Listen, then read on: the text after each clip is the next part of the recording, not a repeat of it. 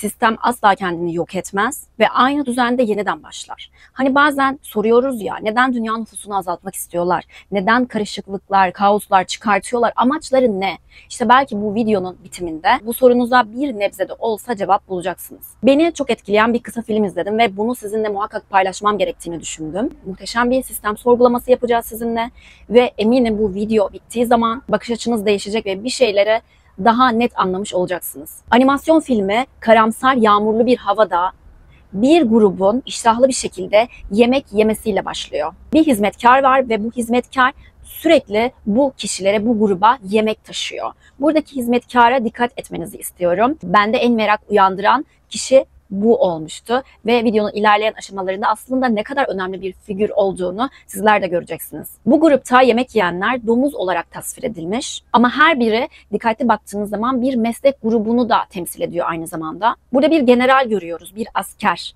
Bu aslında gücü temsil ediyor. Düzenin bir şiddet aracı olan bir kişi. Bir dini lider görüyoruz. Kılığından, kıyafetinden bir cübbe giydiğini görüyoruz burada. Bu da dini bir otoriteyi çağrıştırıyor. Halkın inancını ve düzeni kutsayan bir figür. Bir politikacı görüyoruz. Şatafatlı kıyafetleriyle karar verici ama aslında sistemin bir parçası olan. Ve bir iş adamını görüyoruz. Bu da kapitalist sistemi temsil ediyor. Ve son olarak elit sisteme ait bir aristokrat görüyoruz. Lüks kıyafetler, şatafatlı bir görünüm ve tüm bu kişilere aslında kaynaklara doğrudan erişim hakkı olan seçkinler diyebiliriz. Görüyorsunuz ki her birinin mesleği özenle seçilmiş. Aslında burada ben bu mesleklere bir kötülük atfetmiyorum. Bu meslek grupları aslında çok önemli ve toplumdaki düzenin sağlayıcıları aslında. Ama bu önemli kavramları, bu önemli mesleklerin kötüye kullanılmasının aslında sistemi nasıl yok ettiğini göreceğiz.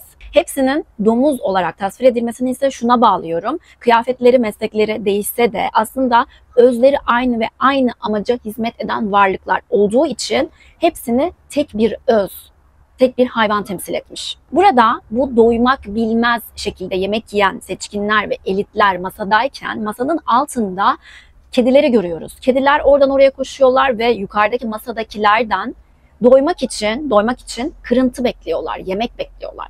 Ve o seçkinler yemek yerken kendi artıklarını lütfeder gibi masanın altındaki kedilere, yani aşağıdakilere atıyorlar. Bu animasyonda çok dikkat çekici bir metafor daha var. Burada hizmetkar seçkinleri doyurabilmek için etraftaki evin malzemelerini duvardan alıyor, işte sehpanın üzerindeki bir objeyi alıyor, çekmeceyi çıkartıp alıp bir öğütücü bir makinesi var. Onun içine atıyor ki sonunda yemek çıkıyor. Buradan da şunu anlıyorum. Seçkinleri doyurabilmek için kaynaklar öğütülüyor. O odayı dünyamızdaki kaynaklar olarak düşünelim. Hem doğal kaynaklarımızı hem doğal kaynaklar olarak düşünebiliriz hem de insan eliyle yapılmış sonradan oluşturulan kaynaklar olarak düşünebiliriz. Mevcut sistemin devamlılığı için bu kaynakların bir makinayla öğütülüp seçkinlere yemek verilmesi gerekiyor. Buradaki mekanizma aslında hizmetkar ve o kaynaklardan ve o kaynaklar hizmetkarın seçkinleri doyurabilmesi için kopardığı kaynaklardan, malzemelerden biri de bizleriz aslında. Bir süre sonra ortamdaki malzemeler, kaynaklar azalmaya başlıyor. Haliyle hizmetkar daha az yiyecek vermeye başlıyor seçkinlere. Seçkinlere daha az yemek verince otomatik olarak aşağıdakilere de daha az kırıntılar gitmeye başlıyor. Ve bir süre sonra içlerinden bir tanesi aşağıdakileri oyalamak için, ki bu bence çok önemli ve çok güzel mesajlar barındırıyor, bir tane kurmalı oyuncak fareyi aşağı bırakıyor ve aşağıdakiler o farenin peşinden gidiyorlar. O seçkinler de aşağıdakileri bir nevi oyalamış ve başından atmış oluyor. Ne kadar da aslında sorgulayan ve düşünen birine önemli bir mesaj verilmiş oluyor burada. Ve işte o gün geliyor. Aşağıdakilerden biri bir sebeple masanın altına giriyor ve masanın altına girdiği zaman gördüğü şey karşısında şok oluyor. Masanın altında tüm bu yüksek güç, mevki sahibi kişilerin aslında ayaklarından zincirli olduğunu, birbirlerine bu zincirlerle bağlı olduğunu görüyor. Ve bu zincirin bir kısmında yılan metaforuna dönüşüyor ve tıslıyor. Çok ilginç değil mi? Yani muhteşem, insanı sorgulamaya iten bir sahne bu bence. O güç olarak bize sunulan o figürlerin de aslında bir şeye hizmet ettiği ve ayaklarından bağlı oldukları, aslında onların da özgür olmadığını görmüş oluyoruz burada.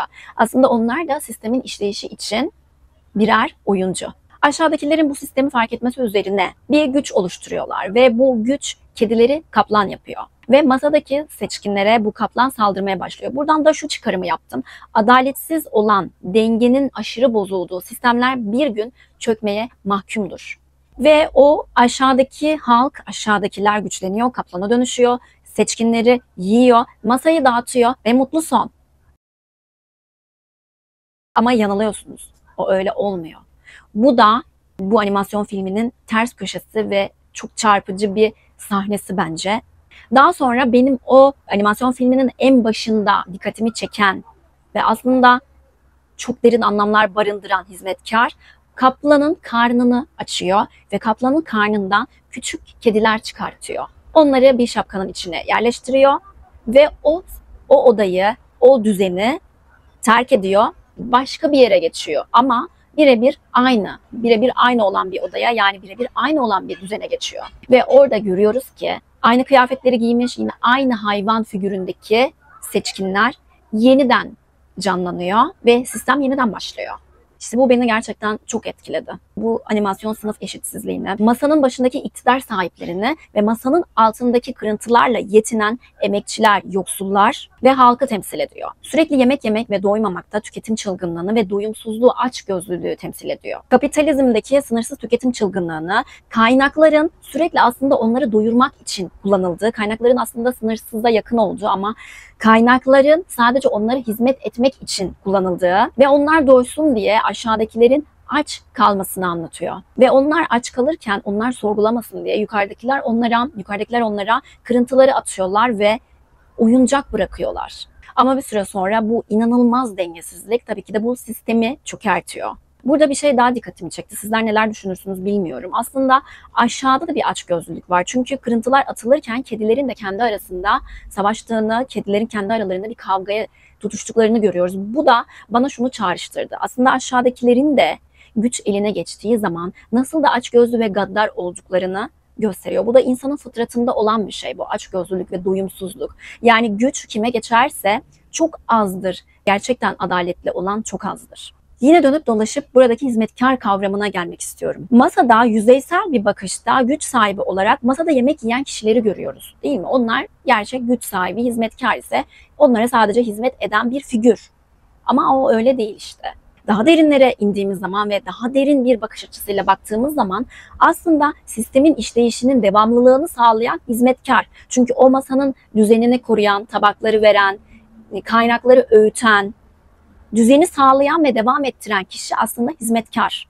Yani oradaki elitler, seçkinler dediğimiz kişiler aslında oyun kurucu değiller. Sadece oyunun içindeki oyuncular. İkinci kısma geçtiğimiz zaman hani o sistemin çökmesi, yeniden yeni kedilerin sistem tarafından, hizmetkar tarafından ortaya çıkartılması kısmına geçtiğimiz zaman yeni bir sistem kuruluyor. Kişiler değişiyormuş gibi gözükse de aslında meslekleri ve içlerindeki o öz değişmiyor. Kaplan ölüyor, aşağıdakilerin o güç figürü kaplan ölüyor ve hizmetkar onun içinden yeni bir iktidar çıkartıyor. Yeni bir halk çıkartıyor. Hizmetkar hep arka planda gibi görünse de aslında sahnenin yıldızı tam olarak o. Hep de böyle değil midir zaten? Yani gözümüze sokulan değil de arka planda daha sessiz olan, sanki dış görüntüsünde bir vasatlık olan, hani şatafat olmayan ama aslında sessiz, görünmeyen gerçek güç, gerçek ana karakter odur ya.